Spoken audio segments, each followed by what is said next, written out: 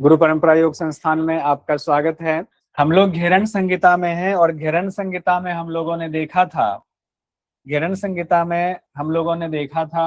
धोती के प्रकार, जिसमें हम लोगों ने देखा था अंतर धोती देखा था, वातसार, वारिसार, वहनीसार और बहिष्कृत। धोती में पहले हम लोगों ने देखा था अंतर धोती, दंत धोती, हृदय धोती, मूल शोधनम, 4 देखा था। अंतर धोती में हम लोगों ने देखा वातसार, वारिसार, वहनीसार और बहिष्कृत। हमने क्या देखा? वातसार में कौवे की चोंच की भांति मुख को बनाना है, मुख को कौवे की चोंच की तरह बनाना है, वायु को धीरे धीरे अंदर खींचना है, पेट को चलाना है, धीरे धीरे वायु का रेचन कर देना है, लाभ में हम लोगों ने देखा था परम गोपनीय है, देह को है, पवित्र बना देता है, सभी रोगों का नाश करता है और अग्नि को बढ़ाता है। वारिसार में कहा गया है मुख से धीरे धीरे कंठ प्रयत्न पानी पी लें। वारी मतलब होता है पानी, हम लोगों ने कल देखा था। फिर पेट को चलाना है, उसके बाद पानी को गुदा द्वार से बाहर निकाल दें। लाभ में कहा गया परम गोपनीय है, देह को निर्मल बनाता है इसी की तरह, और इसमें कहा गया शरीर देवता के समान दिव्य बन जाता है वारिसार में। फिर बात आती है वहनी सार की। वहनी मतलब अग्नि होता है। नाभि ग्रंथि को कहा गया मेरु पृष्ठ से 100 बार लगाने के लिए, 100 बार, ये एग्जाम में आता है। इसी को कहा गया है ये अग्निसार है, योगियों को सिद्धि देने वाला है। लाभ में कहा गया है उदर के रोग दूर करता है, अग्नि को बढ़ाता है, परम गोपनीय है, देवताओं के लिए भी दुर्लभ है और देवताओं जैसा शरीर भी हो जाता है, ये बात भी है। फिर उसके बाद हम लोगों ने देखा था बहिष्कृत में कौवे की चोंच के समान इसमें भी होठ बनाने की चर्चा है। वायुपान करते हुए उदर को, पेट को भरना है, लेकिन इसमें जो एक अलग बातें हैं कि 1.5 घंटे तक वायु को रोकने की बात कही गई थी। फिर पेट चलाते हुए गुदा मार्ग से वायु को बाहर निकालना है। बहिष्कृत में भी वायु की बात हो रही है। इसी में बहिष्कृत में ही एक नारी प्रक्षालन दिया हुआ है, बहिष्कृत के अंतर्गत ही, जिसमें कहा गया है कि यानी बहिष्कृत में वायु और जल दोनों की चर्चा है, जिसमें कहा गया नाभि तक जल में स्थित होकर के शक्ति नारी को बाहर निकालेंगे। उसकी सफाई तब तक करेंगे जब तक पूरा मल दूर ना हो जाए। सफाई होने के बाद फिर उसको पुनः से स्थापित कर देंगे अंदर, और योगियों के लिए ये गोपनीय कहा गया है। यहाँ तक कल हम लोगों ने देख लिया हुआ था। अब ये बढ़ क्यों नहीं रहा है, ये देख लिया हुआ, चलिए कोई नहीं। ये धोती की जो दूसरी क्रिया है उसमें आएंगे, और दूसरी क्रिया कौन सी है? दंत धोती। अंतर धोती के बाद दूसरी क्रिया कौन सी है? दंत धोती। अब हम आते हैं अंतर धोती के बाद दंत धोती में। अंतर धोती के बाद दंत धोती में आएंगे। दंत मूल, जिह्वा मूल, रंध्रे च कर्ण युग्मयोः, कपाल रंध्रम पंचयते, दंत धोती विधीयते। दंत धोती के 5 प्रकार बताए गए हैं। पहला दंत मूल, दूसरा जिह्वा मूल, फिर कहा गया रंध्रे च कर्ण युग्मम। कर्ण युग्मम है तो ये भी 2 हो गया, कर्ण कान के दोनों युग्म हो गया, 1 3 4 हो गया। फिर ये कपाल रंध्र हो गया, कपाल रंध्र को मिला करके संख्या 5 होती है, और अंतर धोती में 4 संख्या बताई गई है। तो कौन सा हो गया? दंत धोती के 5 प्रकार में दंत मूल, जिह्वा मूल, कर्ण रंध्र तीसरा चौथा मान लेते हैं क्योंकि 2 हो गया, और 5वां हो गया आपका कपाल रंध्र का। तो ये 5 प्रकार से बताए गए हैं, ये 5 प्रकार का बताया गया है दंत धोती। अब एक एक हम लोग देखते हैं, एक एक को देखेंगे। इसको भी सीक्वेंस में याद रखना है, ध्यान रखिएगा, सीक्वेंस में पूरा याद रखना है हमें। हैंडल्स तो नहीं है लगा फिर से हैंडल्स।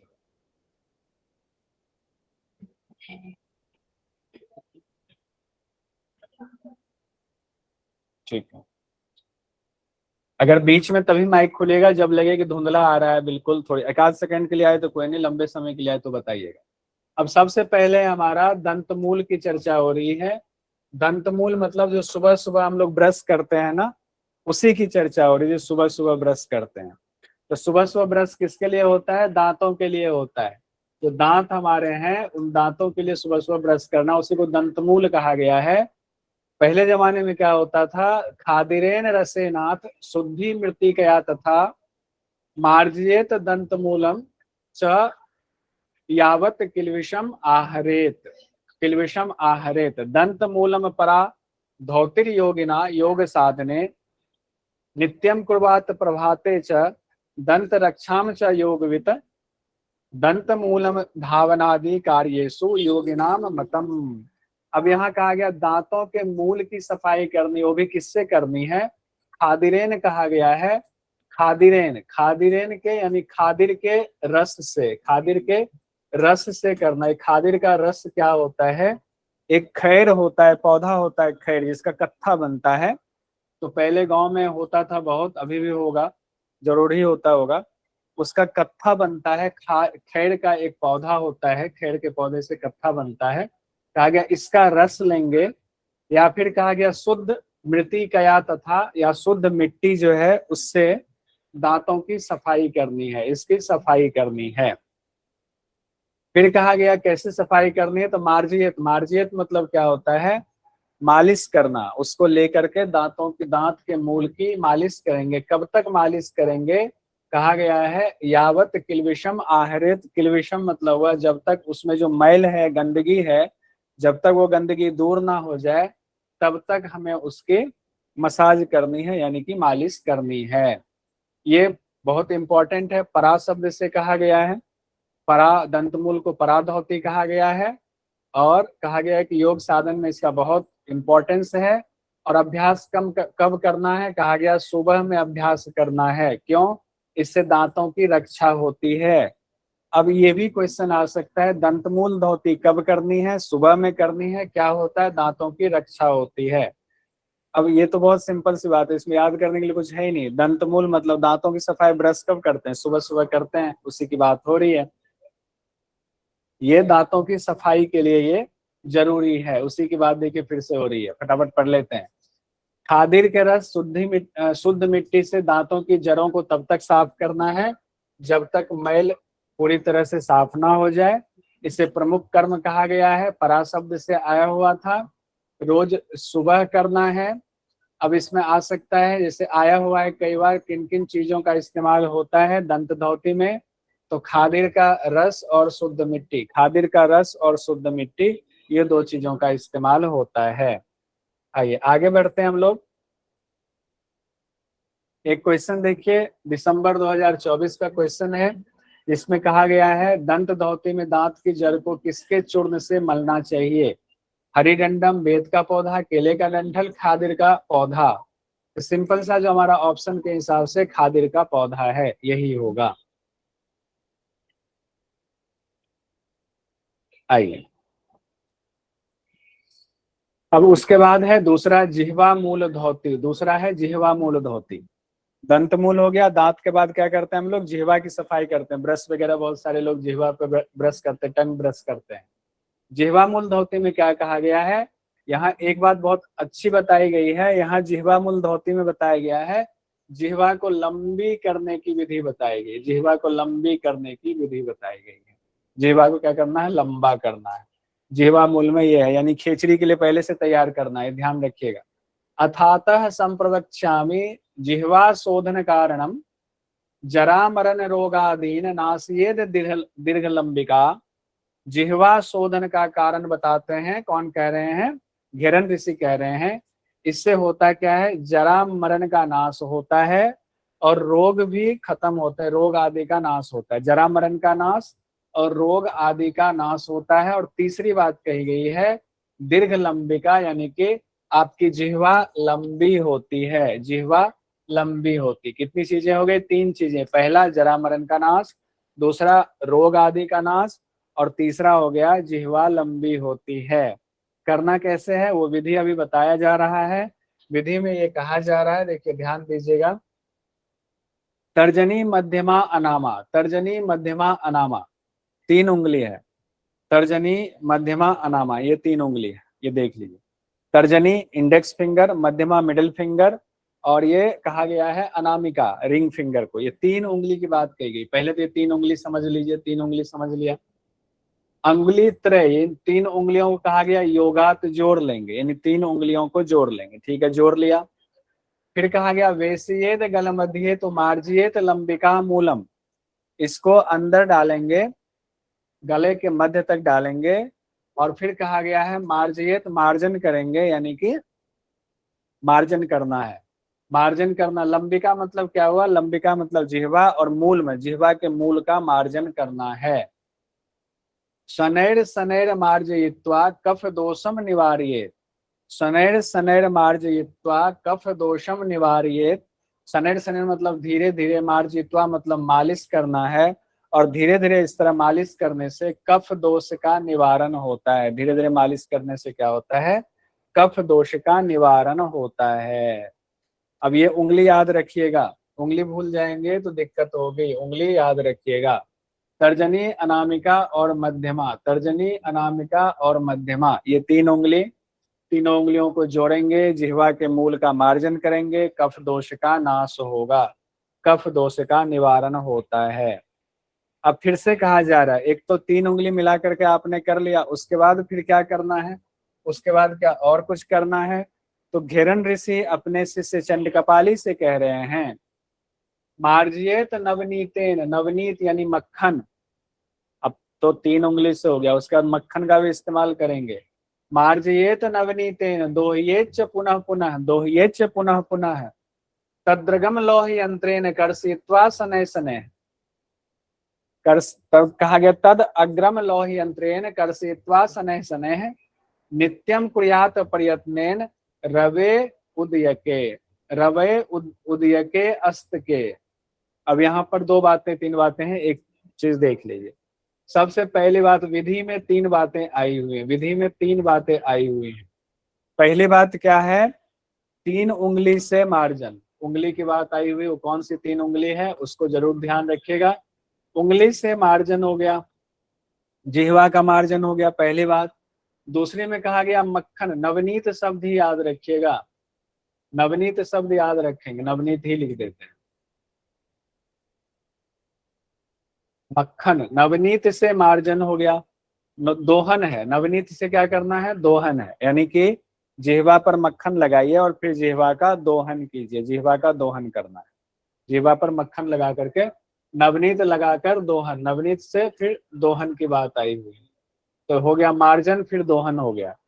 तीसरी बात क्या आई हुई है, लोह यंत्रेण कर्षयित्वा, लौह यंत्र से खींचना है, कर्षयित्वा खींचना है धीरे धीरे, लौह यंत्र लोहे के यंत्र से, या चिमटा आप कह सकते हैं, लौह यंत्र से खींचना है।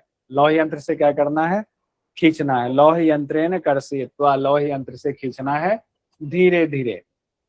अब एक और चीज जो इम्पोर्टेंट है वो कहा गया है नित्य करना है, एक तो रोज करना है ये अभ्यास, तीनों चीजें इसमें, लेकिन तीनों चीजें जो रोज करना है, कब कब करना है, कहा गया रव ये उदय के अस्त के।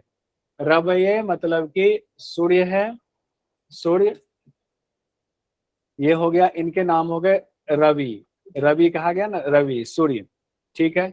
रवि हो गए, उदय के, उदय के मतलब जब ये उदित होते हैं तो सनराइज हो गया, सनराइज जब उदित होते हैं तब। अस्त के, सनसेट हो गया, अस्त के यानी कि जब सूर्य अस्त होता है तो सनसेट हो गया। तो कब कब करना है, जब सूर्योदय हो रहा है, जब सूर्यास्त हो रहा है, यानी कि सनराइज और सनसेट, ये दोनों टाइम पर अभ्यास करना है। अब कहा गया इससे होगा क्या, अगर आप रोज इसको अभ्यास को करते हैं तो क्या होगा, लंबिका दीर्घताम व्रजेत, यानी आपकी जिह्वा लंबी होती है, आपकी जिह्वा लंबी होती है। लंबिताम दीर्घताम व्रजेत, जिह्वा लंबी होती है।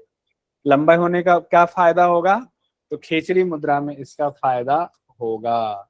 यहाँ ध्यान रखिएगा, पहले क्या कहा गया है, तीन उंगली से मार्जन, फिर दोहन, फिर कर्षित्वा, मार्जन दोहन और कर्षित्वा शब्द आया हुआ है। आगे हम लोग बढ़ेंगे, अब कर्णरंध्र धोती में हम लोग देख रहे हैं अंतर धोती के बाद दंत धोती। दंत धोती जैसे आएगा, दंत धोती में पहला दांत से शुरू होगा, मुंह के अंदर की बात हो रही है। दांतों की सफाई कर लिया, जिह्वा की सफाई करके जिह्वा को लंबा कर लिया, तीन प्रकार से जिह्वा को लंबा किया हम लोगों ने, जिह्वा की लंबाई बढ़ रही है।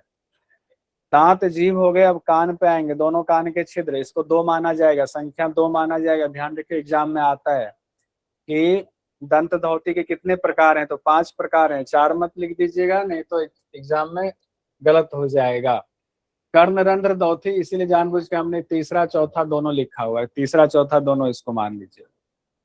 तर्जनी अनामिका योगात मार्जयेत कर्णरंध्रयोः नित्यम अभ्यास योगेन नादांतरम प्रकाशयेत। अब ये बहुत इंपॉर्टेंट है, नाद सुनाई देता है। अब अभ्यास कैसे करना, देखिए तर्जनी और अनामिका। तर्जनी कौन सा हुआ, ये इंडेक्स फिंगर को तर्जनी कहते हैं, और ये अनामिका हुआ, मिडिल फिंगर को बंद कर दिया। तो तर्जनी और अनामिका लिया, तर्जनी और अनामिका, यहाँ तो अंधेरा हो गया, तर्जनी ले लीजिए, अनामिका ले लीजिए, दो हो गया, तर्जनी अनामिका दो, दोनों को मिला करके कहा गया है कान का मार्जन करना। मार्जियत सब लिखा गया, योगात मार्जियत कर्णरंध्रम। अब इस पे बहस मत कीजिएगा, उसकी जगह यही दो मिला लें या एक से ही मार्जन कर लें, यही दोनों क्यों कहा गया है, ऐसा कहा गया है। अब क्यों कहा गया ये नहीं बताया गया, तो मैं भी नहीं बता सकता हूँ क्यों कहा गया, यही कहा गया। देखिए एग्जाम के लिए तो महत्वपूर्ण हो गया ना, तर्जनी अनामिका कहा गया, योगात जोड़ना है, मार्जियत मसाज करना है, कर्ण रंध्रयो कान के दोनों रंध्रों का करना है, सिंपल सी बात है। और रोज अगर आप अभ्यास करते हैं, नित्य अभ्यास करते हैं, तो नाद सुनाई देता है। सब लोग कहेंगे छोड़ो ना, क्यों करना है, नाद सुनाई देगा ना, करना शुरू करते हैं, नित्य करते हैं, देखते हैं नाद सुनाई देगा। ठीक है, तो नाद सुनाई देगा। तो ये अभ्यास, इसका कुछ रहस्य होगा, योग में कोई भी चीज ऐसी नहीं है जिसका रहस्य ना हो। ये बहुत इंपॉर्टेंट है, ध्यान रखिएगा। जो नाद सुनाई देगा, नाद की अनुभूति होती है, जो कहा गया है, ये बहुत इंपॉर्टेंट है। फिर कहा गया कपाल रंध्र धोती, उसके बाद बात आई हुई है कपाल रंध्र धोती की। वृद्धा अंगुष्ठेन दक्षेण मर्दयेत भाल रंध्रकम एवं अभ्यास योगेन कफ दोषम निवार्येत नारी निर्मलताम याति दिव्य दृष्टि प्रजायते। ये इंपॉर्टेंट है। फिर कहा गया कब कब अभ्यास करना है, निद्रांते भोजनांते दिवांते च दिने दिन। निद्रांते भोजनांते दिवांते च दिने दिने, ये भी कहा गया है। यानी कि अब इसमें अगर अलग अलग पुस्तक में पढ़ेंगे ना, तो अलग अलग इसकी व्याख्या मिलती है। इसीलिए अलग अलग पुस्तकों में ये वाला अभ्यास जो है कपाल रंध्र धोती का, इसमें भेद हो जाता है। तो आप अब एग्जाम के लिए आप क्या करेंगे, तो आपको परेशान होने की जरूरत नहीं है। आपके पास जो भी ऑथेंटिक बुक है, बिहार स्कूल ऑफ योग की हो, कैवल्य धाम की हो, चौखंबा प्रकाशन की हो, आप किसी एक को फॉलो कर सकते हैं। और एग्जाम में उसका हम, अगर आपने गलत उत्तर लगा दिया, किसी एक पुस्तक के हिसाब से एनटीए ने गलत कर दिया, उस पुस्तक की फोटो खींच करके हम उसको डाल सकते हैं, चैलेंज कर सकते हैं। लेकिन फिर भी कोशिश कीजिएगा, बिहार स्कूल ऑफ योग, कैवल्य धाम की पुस्तक को ज्यादा प्राथमिकता दिया जाता है, तो उसी दोनों को पढ़िएगा तो ठीक रहेगा। आइए अब इसमें क्या कहा जा रहा है, हम लोग इसको देखते हैं। दाहिने हाथ के, एक व्याख्या के मुताबिक कहा जा रहा है, दाहिने हाथ के अंगूठे से, दाहिने हाथ के अंगूठे से कपाल रंध्र का मार्जन करना है, कपाल रंध्र का मार्जन करना है। वृद्धा अंगुष्ठेन लिखा हुआ है कई जगहों पर, वृद्धा अंगुष्ठेन को मुट्ठी भी कहा गया है। जैसे बिहार स्कूल ऑफ योग की किताब में इसे कहा गया है कि हथेली का कप बनाएंगे, हथेली का कप बना करके फिर इसका मार्जन करना है। लेकिन एक जगह कहा गया है दाहिने हाथ के अंगूठे से कपाल रंध्र का मार्जन करना है, दाहिने हाथ के अंगूठे से कपाल रंध्र का मार्जन करना चाहिए। और उससे होता क्या है, कफ दोष का निवारण होता है, कफ दोष का निवारण होता है, और नारी की निर्मलता होती है, नारियों की शुद्धि होती है। अब इसको अलग से लिखना है, बहुत कम लोगों का होमवर्क आया, शायद मैंने आज होमवर्क कल रात की जगह दिन में दिया तो कम लोगों का आया होगा, लेकिन फिर भी आया है कई लोगों का। तो कफ दोष का निवारण होता है, दूसरी बात कही गई नारियों की शुद्धि होती है, और तीसरा कहा गया है दिव्य दृष्टि मिलती है। तीसरा कहा गया है दिव्य दृष्टि मिलती है, दिव्य दृष्टि मिलती है। अब कहा गया कब कब करना है, निद्रांते, निद्रा के अंत में। निद्रांते, निद्रांते का क्या मतलब है, निद्रा की समाप्ति पर। निद्रा की समाप्ति कब होती है, सुबह सुबह होती है, यानी सुबह उठते ही अभ्यास करना है। निद्रांते का मतलब ये निद्रा की समाप्ति पर। फिर कहा गया भोजनांते, यानी कि भोजनांते, भोजन करने के बाद कहा गया है। कब करना है, भोजन करने के बाद करना है, दूसरा, दो बार हो गया। फिर कहा गया दिवांते, यानी कि दिवा मतलब दिन, दिन के अंत में, यानी कि निद्रा के पहले, दिन के अंत में मतलब रात को सो जाते हैं, तो निद्रा से पहले या तो दिन के अंत में रखिए या निद्रा से पहले इसको कीजिए। 3 बार अभ्यास कहा गया है किसका? कपाल रंध्र धोती का। कपाल रंध्र धोती को कहने की जगह अगर और इसको संशोधित वे में कहेंगे कपाल रंध्र दंत धोती, तो और अच्छे से याद रहेगा। कपाल रंध्र दंत धोती, तो पता चल जाएगा हाँ ये दंत धोती के अंतर्गत आया हुआ है। तो 5 दंत धोती हम लोगों ने देख लिया। अब एक कोई क्वेश्चन देखिए कि इस तरह से क्वेश्चन हो सकता है कि पूछ दे, हो सकता है कि ऐसे क्वेश्चन आ जाए। एक एक करके ही देखते हैं, एक एक करके देखते हैं। चलिए कोई क्या आ सकता है? निद्रांते भोजनांते दिवांते च दिने दिने किस हठ ग्रंथ से संबंधित है? एक तो ये क्वेश्चन पूछा जा सकता है, एक ये क्वेश्चन पूछा जा सकता है। निद्रांते भोजनांते दिवांते, निद्रांते भोजनांते दिवांते, तो हो गया आपका घेरन संहिता से। ठीक है, सही है, सभी लोग सही उत्तर दे रहे हैं। दूसरा, या फिर किस अभ्यास के बारे में बताया जा रहा है? इसी को दिया, इसी को दे दे, ये पूरा आपको मंत्र दे दे और इस मंत्र को देने के बाद ये लिखे ये मंत्र किस अभ्यास के बारे में बताया जा रहा है। तो आप पता चला अभ्यास ही भूल गए, अभ्यास भूल गए तो मामला ही गड़बड़ हो गया। तो किस अभ्यास के लिए हो गया? कपाल रंध्र के लिए। इसमें ध्यान रखिएगा, इसको स्पेशल डायरी में नोट कर लीजिए, कपाल रंध्र में ये बात कही जा रही है। फिर और पूछा जा सकता है कपाल रंध्र धोती कितनी बार करनी चाहिए, या घेरन ऋषि ने कपाल रंध्र धोती को कितनी बार करने का निर्देश दिया हुआ है? सही उत्तर दे रहे हैं सभी लोग मैसेज में। तो कितनी बार दिया हुआ है? 3 बार दिया हुआ है। कौन कौन सा? निद्रांते भोजनांते दिवांते, निद्रांते भोजनांते दिवांते, निद्रांते भोजनांते दिवांते। या फिर ऐसे भी पूछा जा सकता है, देखिए, या फिर ऐसे भी पूछा जा सकता है कि कपाल रंध्र धोती निम्न में से किस किस समय करने का विधान है? कपाल रंध्र धोती कब कब करना है? निद्रांते 5 यहाँ दे दिया, निद्रांते भोजनांते दिवांते अर्धरात्रि माध्यान। तो पहला दूसरा तीसरा कूट में आपको दे दिया, पहला दूसरा तीसरा ऐसे दिया जा सकता है। तो क्वेश्चन एक ही अभ्यास को अलग अलग तरीके से पूछा जा सकता है।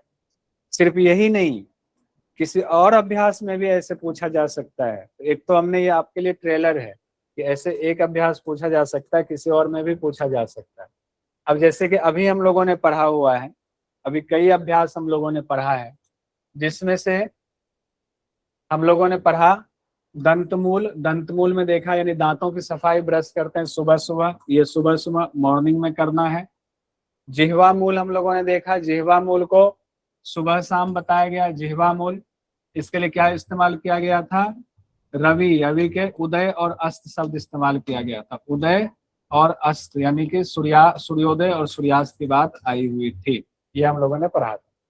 फिर यहाँ कपाल रंध्र में 3 बातें आई हुई, 3 बार करनी है, निद्रांते भोजनांते और दिवांते, निद्रांते भोजनांते दिवांते। आइए, ये हमने टेबल बनाया हुआ है, आप लोग भी टेबल इस तरह से बना लीजिएगा। एक बार हम लोग दंत धोती देख लेते हैं, दंत धोती को देखते हैं जिसके बारे में कहा जा रहा है। दंत धोती में हम लोगों ने जो 5 पढ़ लिया हुआ, दंत मूल में देख लीजिए, खादिर के रस यानी शुद्ध मिट्टी, खादिर के रस या शुद्ध मिट्टी से दांतों के जड़ों की सफाई करेंगे जब तक मल साफ ना हो जाए। फिर कहा गया योग साधक इसे प्रमुख कर्म मानते हैं, दांतों की रक्षा के लिए सुबह सुबह इसका अभ्यास करना चाहिए। अभी हम लोगों ने पढ़ लिया, रिवीजन कर रहे हैं। जिह्वा मूल की बात आई, दांत के बाद जिह्वा की, तो जिह्वा शोधन का कारण बता रहे हैं घेरन ऋषि। इससे जरा मरण, पहले फायदे ही बता रहे हैं, जरा मरण रोग आदि का नाश होता है और जिह्वा लंबी होती है। 3 बातें बताई गई यहाँ पर। उसके बाद बताया गया तर्जनी, अनामिका और मध्यमा, 3 उंगली से पहले जो है इस 3 उंगली से मार्जन करना है, मालिश करना है। फिर कहा गया दोहन, नवनीत यानी मक्खन लगा करके दोहन करना है। फिर कहा गया लौह यंत्र से खींचना है, लौह यंत्र से खींचना है। होगा क्या? कफ दोष का नाश भी होगा और जिह्वा लंबी भी होगी। कफ दोष का नाश भी होगा, जिह्वा लंबी भी होगी। फिर कर्ण रंध्र में आए थे, जो इंपॉर्टेंट बात थी, नाद की अनुभूति, ये अलग से पूछा जाता है। एक साथ पढ़ने में कई चीजें पॉइंट नहीं निकल पाते हैं, नाद की अनुभूति बहुत इंपॉर्टेंट है। कर्ण रंध्र में कहा गया तर्जनी और अनामिका, तर्जनी अनामिका भी देखा था ना, कान के योगीजन कानों की सफाई करते हैं नित्य अभ्यास से नाद की अनुभूति होती है। लास्ट वाला है कपाल रंध्र धोती।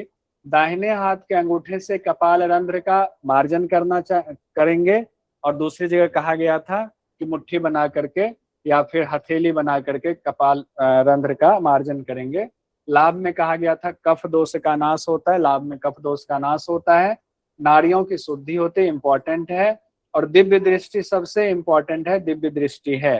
कब कब करना है? निद्रांते, भोजनांते और दिवांते। निद्रांते, भोजनांते और दिवांते, ये 3 बात आई हुई थी।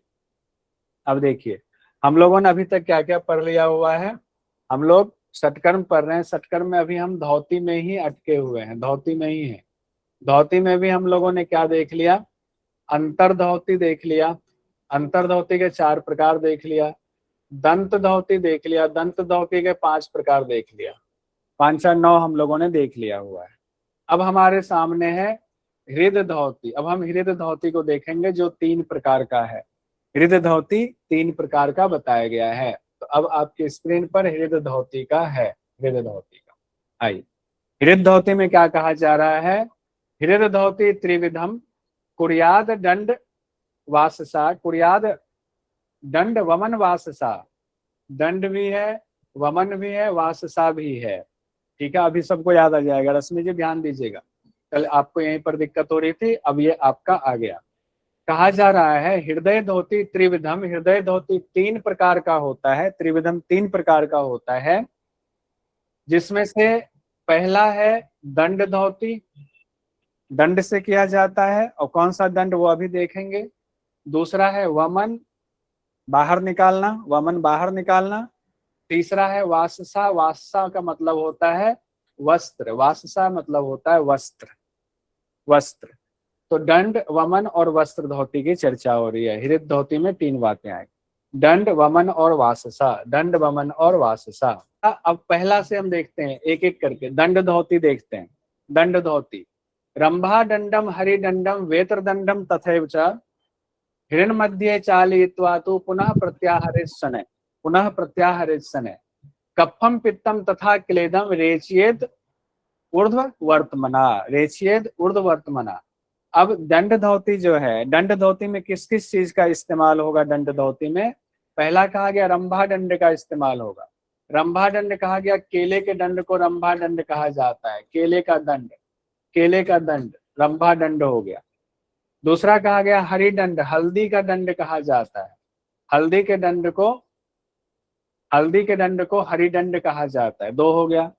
तीसरा कहा जाता है बेंत के डंठल को, बेंत का डंठल। बेंत होता है, एक झाड़ी होती है जिसका बुजुर्ग लोगों के लिए डंडी बनती है, कुर्सियां बनती है, मेज बनते हैं, सोफा बनता है। बेंत का एक झाड़ी होती है, तो बेंत के डंठल का कहा गया। अब ये एग्जाम के लिए इंपॉर्टेंट हो गया। दंड धोती में कौन कौन सी चीजों का इस्तेमाल करना है? रंभा दंड का, हरि दंड का, वेत्र दंड का। ये निकाल करके रख लीजिए, ये अलग से लिखिए, नोट कीजिए अलग से, ये नहीं तो दिक्कत हो जाएगी। अलग से नोट कीजिए। इसमें क्या कहा जा रहा है कि हृदय मध्य चालयित्वा, यानी ये तीनों में से कोई एक आपको मिल जाए, उसको हृदय के मध्य में ले जाएंगे और चलाएंगे। हृदय के मध्य में, मुख से हृदय के मध्य तक ले जाएंगे और उसको चलाएंगे, और चलाने के बाद जो कफ और पित्त है, क्लेद है, उसको बाहर निकाल देंगे। प्रत्याहरण, प्रत्याहरण मतलब बाहर निकाल देंगे। किसको? कफ को, पित्त को और क्लेद को बाहर निकाल देंगे, रेचन कर देंगे। तो ये भी इंपॉर्टेंट हो गया। कौन सा? कफ, पित्त और क्लेद को, कफ, पित्त और क्लेद को बाहर निकालना है। कफ, पित्त और क्लेद को बाहर निकालना है। अब इससे लाभ क्या होता है? दंड धौती विधानेन हृदय रोगम नासिये ध्रुवम। दंड, दंड धौती के अभ्यास से हृदय रोग, ये अलग से क्वेश्चन पूछा जाता है। हृदय रोग, हृदय रोग का नाश किससे होता है? हृदय रोग का नाश किससे होता है? ये हो गया दंड धौती से, इसको याद कर लीजिएगा। दंड धौती से हृदय रोग का नाश होता है।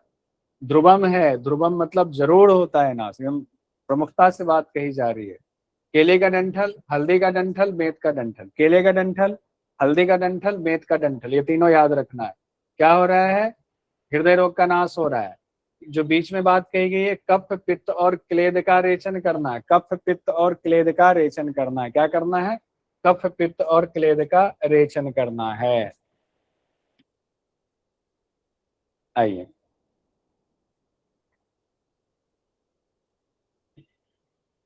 भोजनांत अब दूसरा आया, दूसरे में आ गए हैं। वमन धोती, वमन में बाहर निकालने वाली बात है। जनरली हम ये मानते हैं कि वमन धोती को कहा जाता है, कुंजल क्रिया को वमन धोती कहा जाता है, कुंजल क्रिया को।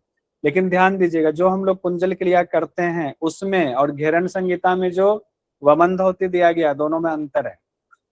घेरन संहिता के वमन धोती में और जो हम लोग घर पे कुंजल क्रिया करते हैं, दोनों में अंतर है। इसको दिमाग में सेट कर लीजिए, नहीं तो ये दिक्कत होगी।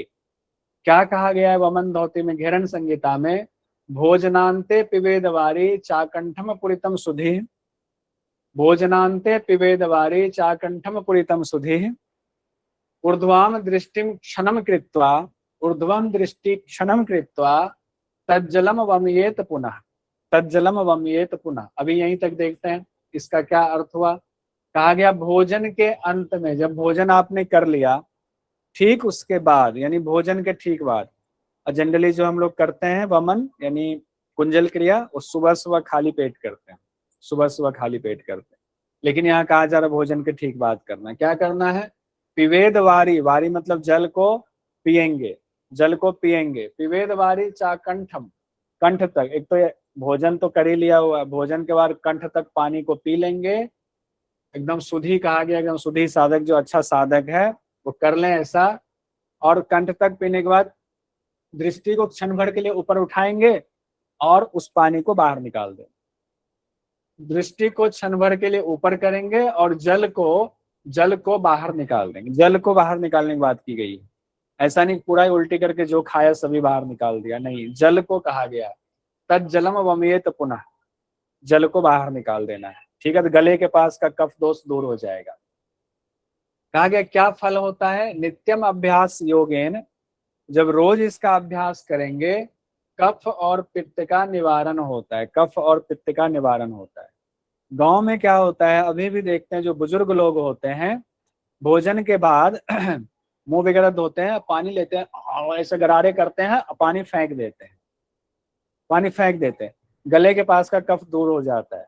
ऐसा जब मुझे खांसी हुई थी, पराने में बोलने में थोड़ी अटक रहे थे, तो मैंने भी कोशिश की थी। 6 बजे मैं डिनर कर लेता हूँ, मैंने डिनर किया, थोड़ा पानी गर्म किया, गर्म पानी को लिया, पूरा गले तक लिया और उसको बाहर निकाल दिया। तो यहाँ की सफाई हो गई, क्योंकि खाने के बाद यहाँ गले के पास कफ आ जाता है स्वाभाविक तौर पर, उसकी सफाई हो गई और मुझे इसका फायदा भी हुआ। अब लेकिन यहाँ जो कहा जा रहा है एज इट इज वही देखिएगा। नित्य अभ्यास से कफ और पित्त का निवारण होता है। ये इंपॉर्टेंट है एग्जाम के पॉइंट ऑफ व्यू से, इसको नोट कर लीजिएगा स्पेशल डायरी में। कफ पित्त का निवारण होता है। तो शुद्धि साधक को क्या करना है, फिर यहाँ पर एक बार रिपीट कर देते हैं।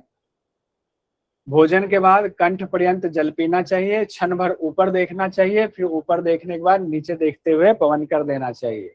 नित्य अभ्यास से कफ और पित्त का निवारण होता है। नित्य अभ्यास से कफ और पित्त का निवारण होता है।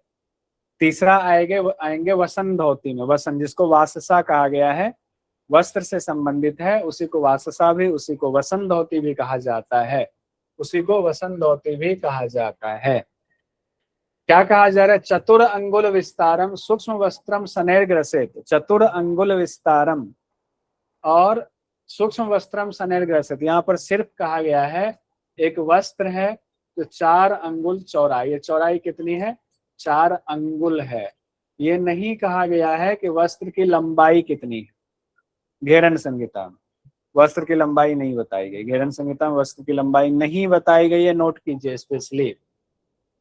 हठ प्रदीपिका में बताई गई है 15 हाथ। तो चतुरंगुल विस्तारम सूक्ष्म वस्त्रम सनैर्ग्रसित, 4 अंगुल विस्तार वाला जो वस्त्र है सूक्ष्म है, पतला वस्त्र है, एकदम जिसे कहते हैं ना मलमल का कपड़ा जैसा, जो बोलते हैं ना सूक्ष्म वस्त्र, कोमल वस्त्र है।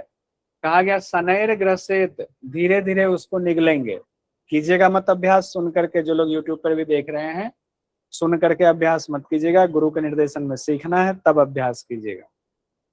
पुनः प्रत्याहरेत एतत् प्रोच्यते, पुनः प्रत्याहरेत एतत् प्रोच्यते धौती कर्णकम। यानी कि ग्रसेत मतलब अंदर करने के बाद उस वस्त्र को दोबारा से उसको बाहर निकालना है, बाहर निकालना है, धोती कर्म कहा जाता है इसको, धोती कर्म कहा जाता है। कौन सी धोती कर्म? वसंत धोती कहा जाता है। अब इसके फल बताए जा रहे हैं, फल की चर्चा हो रही है, फल की। गुल्म ज्वर प्लीह कुष्ठ कफ पित्त विनश्यति।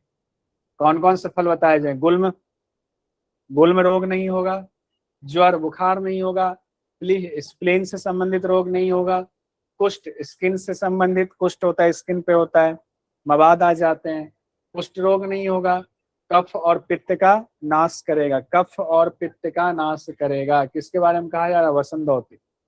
वसंत धोती यानी वस्त्र धोती भी दिया जा सकता है, और ये कुष्ठ वाला अलग से क्वेश्चन दे दिया जा सकता है, या आप सब छोड़ करके इतने से ही सिर्फ सवाल दिया जा सकता है। इसका तो नाश होता ही है। उसके बाद कहा गया आरोग्यता आती है, यानी रोग खत्म होते हैं, आरोग्यता आती है। बल पुष्टिश्च, बल की प्राप्ति होती है, शरीर पुष्ट हो जाता है। दिने दिने मतलब रोज अगर अभ्यास करेंगे, या गुरु ने जैसा बताया है अगर हम उसका अभ्यास रेगुलर वे में करते हैं, तो रेगुलर वे में अभ्यास करने से क्या होता है? आरोग्यता आती है, बल मिलता है, शरीर की पुष्टि होती है। दिने दिने इस अभ्यास के बारे में कहा गया है। फिर देखिए, अब एक बार इसको दोबारा देख लेते हैं। 4 अंगुल चौड़े पतले वस्त्र को धीरे धीरे निगलना है, फिर इसे धीरे धीरे बाहर निकाल लेना है, यही वस्त्र धोती है। फल में गुल्म ज्वर प्लीहा कुष्ठ कफ पित्त का नाश होता है, और रोज अगर दिनों दिन करते हैं तो आपकी आरोग्यता बढ़ेगी, बल और पुष्टि, आरोग्यता बल और पुष्टि, आरोग्यता बल और पुष्टि देने वाला ये अभ्यास है। वसंत धोती भी देख लिया। कितने प्रकार की धोती की चर्चा हुई थी हम लोगों ने देखा, एक बार रिवीजन करते हैं। धोती क्रिया देखा, धोती क्रिया में क्या क्या देखा अभी हम लोगों ने? अंतर धोती देखा, अंतर धोती, अंतर धोती में 4 देखा, पहला। दूसरा हम लोगों ने देखा दंत धोती, दंत धोती में हम लोगों ने देखा 5। फिर तीसरा हम लोगों ने देखा हृद धोती, हृद धोती में हम लोगों ने देखा 3 क्रिया देखा। 5 4 9 3 12 क्रिया हम लोगों ने देख लिया। अब इसमें से देखिए, पहले नाम लिख लेते हैं, फिर धोती पर एक बार आएंगे तो याद हो जाएगा। पहले तो धोती देख लेते हैं, आप धोती लिखा हुआ, ठीक है। अंतर धोती में 4 धोती हम लोगों ने देखा हुआ है। अंतर धोती में क्या क्या हम लोगों ने देखा? वातसार, वारिसार, वहनीसार, बहिष्कृत। वातसार, वातसार, वारिसार, वहनीसार, बहिष्कृत। वातसार, वारिसार, वहनीसार, बहिष्कृत, ठीक है। हम लोगों ने दंत धोती में 5 देखा। दंत मूल देखा, दंत मूल, जिह्वा मूल देखा, दंत मूल, जिह्वा मूल। कर्ण रंध्र देखा 2। कर्ण रंध्र कितना देखा? कर्ण रंध्र हम लोगों ने 2 देखा। और फिर हम लोगों ने देखा कपाल रंध्र, कपाल रंध्र देखा। फिर हम लोगों ने हृदय धोती में देखा। हृदय धोती में क्या देखा? हृदय धोती में भी हम लोगों ने देखा 3, दंड धोती, वमन धोती, वसन धोती। दंड धोती, वमन धोती, वसन धोती, 3। अब यहाँ पर एक बच गया हुआ है हमारा। धोती के प्रकार कितने हैं? अंतर धोती, दंत धोती, हृदय धोती, और चौथा है मूल शोधनम, मूल शोधनम। तो आज हम लोग इसको मूल शोधन भी देख ही लेंगे। मूल शोधन अब ये देखना बाकी रहेगा। ये जानबूझ के हमने लिखा है कि इतना पढ़ चुके हैं, एक बार आपके स्क्रीन पर आ जाए तो आपका रिवीजन हो जाएगा। आइए आइए, हृदय धोती को एक बार फिर से देख लेते हैं। फिर दंड धोती देखा, केले के डंठल, हल्दी के डंठल, बेत के डंठल, 3 चीजों का इस्तेमाल किया गया है। हृदय के मध्य में ले जाएंगे, चलाएंगे, चालन करेंगे, कफ पित्त का नाश होता है। कफ पित्त, पित्त और क्लेद तीनों का नाश होता है। तीनों को मुंह से बाहर निकालने के बाद कही गई है, रेचन करना है। हृदय रोग का नाश होता है, ये भी हम लोगों ने देखा। वमन धोती में क्या कहा गया? भोजन के ठीक बाद कंठ तक जल को पिएंगे, क्षण भर के लिए ऊपर देखेंगे, फिर वायु जल को बाहर निकाल देंगे, वमन कर देंगे। नित्य अभ्यास से कफ और पित्त का नाश होता है, कफ पित्त का नाश होता है। कफ पित्त इसमें भी है, कफ पित्त इसमें भी है, कफ पित्त वसन वाले में भी है, कफ पित्त वसन वाले में भी है। 4 अंगुल चौड़े वस्त्र को निगलेंगे, फिर बाहर निकाल देंगे। और लाभ में क्या कहा गया है, इसमें ज्यादा लाभ कहा गया वस्त्र वाले में। गुल्म रोग, ज्वर, प्लीहा, कुष्ठ, कफ पित्त का नाश होता है। और रोज रोज अभ्यास करेंगे तो आरोग्यता, बल और पुष्टि को भी बढ़ाने वाला अभ्यास कहा गया है। इसको दिनों दिन करने से अभ्यास बढ़ता है। अब देखिए क्वेश्चन, देखिए आगे अब आपके परीक्षा के लिए दिसंबर 2024 का सवाल है, वास धोती से निम्नलिखित में से किस रोग का उपचार किया जाता है। वास धोती भी दे दिया, वसन धोती दे दिया, वाससा दे दिया, कुछ भी दिया सकता है। गुल्म, ज्वर, प्लीहा और कोष्ठकाठिन्य। गुल्म, ज्वर, प्लीहा, कोष्ठकाठिन्य। गुल्म, ज्वर, प्लीहा, कोष्ठकाठिन्य और एक कुष्ठ भी है। अब इसमें सब देख लीजिए क्या क्या होगा क्या नहीं। पहले हमने कहा था ऐसा जब भी क्वेश्चन आए ये देखना कि नीचे 4 ऑप्शन में कितने हैं, तो कहा गया 4 हैं, इसमें भी 4 है, यानी सब में 4 है। एक कोई नहीं होगा, बाकी चारों होगा। कोष्ठकाठिन्य नहीं कहा गया है, कोष्ठकाठिन्य नहीं कहा गया। A B C, A B C E, A B C E, A B C E पहला वाला उत्तर सही। उत्तर सही जवाब दे रहे हैं आप लोग मैसेज में, बिल्कुल सही, ये हो गया। अब हम लोग आते हैं अंतिम धोती में। अंतिम धोती, अंतर धोती, दंत धोती, हृदय धोती, मूल शोधनम। मूल शोधनम में पहुंच रहे हैं। कितना हो गया इसका संख्या, कौन सा होगा मूल शोधनम वाला, ये संख्या हो गया। एक में 4, एक में 5, एक में 3 और इसमें 1 हो गया। तो 5 4 9 3 12 1 13, संख्या में हो गया 13। संख्या में क्या हो गया 13। 13 को हम लोग 13वां हम लोग देखने वाले हैं इस वक्त। यहाँ कहा जा रहा है मूल शोधन धोती के बारे में, जो चौथा प्रकार है धोती का। अपान क्रूरता तावत यावत मूलम न शोधयेत तस्मात् सर्व प्रयत्नेन मूल शोधनम आचरेत। तस्मात् सर्व प्रयत्नेन मूल शोधनम आचरेत। अब यहाँ अपान क्रूरता की बात आई हुई है। अपान क्रूरता ध्यान रखिएगा, शब्द जो अलग सा होता है ना, एग्जामिनर के को आकर्षित करता है सवाल बनाने के लिए। अपान क्रूरता की बात आ रही है। अपान क्रूरता, मूल को तब तक सफाई करेंगे, अपान क्रूरता उसको ठीक करना है जब तक पूरी तरह से शुद्धि नहीं हो जाए। तस्मात् सर्व प्रयत्न मूल शोधनम आचरेत, तो मूल शोधन नहीं होने तक कहा गया है अपान की क्रूरता बनी रहती है। अपान वायु की क्रूरता कहाँ होती है, नाभि से नीचे, यानी कब्जियत वगैरह। अभी गर्मी के समय में या बारिश के समय में पेट से संबंधित रोग बहुत सारे लोगों को हो रहे हैं। पेट में मरोड़ देना भोजन के बाद, मरोड़ के बाद आप वॉशरूम जा रहे हो तो आपको लगता है कि वॉशरूम गए आए, फिर से वॉशरूम जाने की इच्छा होती है। ये अभी बारिश में बहुत हो रहा है, ये ध्यान दीजिएगा सभी लोग। तो थोड़ा सा पानी बॉयल करके पीना है, भोजन को अच्छे से सुपाच्य भोजन खाना है, नहीं तो ये समस्या चल रही है, कॉमन समस्या ये चल रही है। देखिए मूल शोधन जब तक नहीं होता है आपका, तब तक क्या होता है अपान की क्रूरता बनी रहती है। मूल शोधन नहीं होने तक अपान की क्रूरता बनी रहती है। इसीलिए अपान क्रूरता को खत्म करने के लिए आपको मूल शोधन का अभ्यास करना चाहिए। पहले ऊपर वाले मंत्र में घिरन ऋषि ने यही बात कही है। अब करना कैसे है, मूल शोधन की विधि क्या है, तो विधि में कहा जा रहा है, विधि के बारे में बात आ रही है। घिरन ऋषि अपने शिष्य चंड कपाली से कह रहे हैं, पीत मूल से दंडेन मध्यमा अंगुली अपीवा। पीत मूलन मतलब हल्दी के दंड, हल्दी के दंड को लीजिए या फिर मध्यमा उंगली को लीजिए, दोनों में से किसी का इस्तेमाल कर सकते हैं। यत्नेन छालियेद गुह्यम वारिना च पुनः पुनः। वारिना हो गया जल से, गुह्य मतलब गुदा द्वार की सफाई करनी है पानी का इस्तेमाल करके, यानी हल्दी का दंड, हल्दी का दंड या मध्यमा उंगली, पानी उस फिर पानी डालिए और पानी से जो है गुदा द्वार को बार बार प्रक्षालन कीजिए। प्रक्षालन मतलब सफाई करना, धोना। फिर कहा गया ऐसा करने से क्या होगा, पुनः पुनः धुलाई करने से क्या होगा, कहा गया है ऐसा करने से वारियेत कोष्ठ काठिन्य आम आजीर्ण। वारियत, वारियत मतलब खत्म होगा। कोष्ठकाठिन्य यहाँ पर कहा गया, जो ऊपर के क्वेश्चन में कोष्ठकाठिन्य दे दिया हुआ था, कोष्ठकाठिन्य यहाँ कहा गया है। किससे? मूल शोधन में। कोष्ठ मतलब कब्जता वगैरह की जो समस्या होती है, आम आजीर्ण की समस्या होती है, वात से संबंधित रोग होते हैं ये। कोष्ठकाठिन्य यानी कब्ज से, आम आजीर्ण, अमाजीर्ण होता, आंव के साथ अनपच वाली समस्या होती है। सब ये गैस की समस्या है, अपच की समस्या है। आंव के साथ अनपच की समस्या दूर होती है।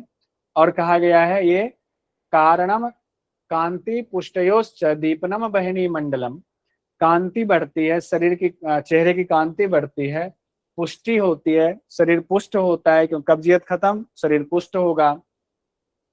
अग्नि दीपनम, दीपनम, दीपनम वहिनी मंडलम, शरीर की अग्नि बढ़ती है। जहां अग्नि बढ़ने की बात आती है तो जनरली जठराग्नि ही आ जाता है, लेकिन हम लोग टू द पॉइंट ही रखिए अग्नि दीपनम, क्या पता एग्जामिनर यहाँ से भी कुछ खेल कर दे, तो आप अग्नि दीपनम याद रखिए। जठराग्नि उसके बदले आ जाए तो जठराग्नि तो आराम से चल जाएगा आपका।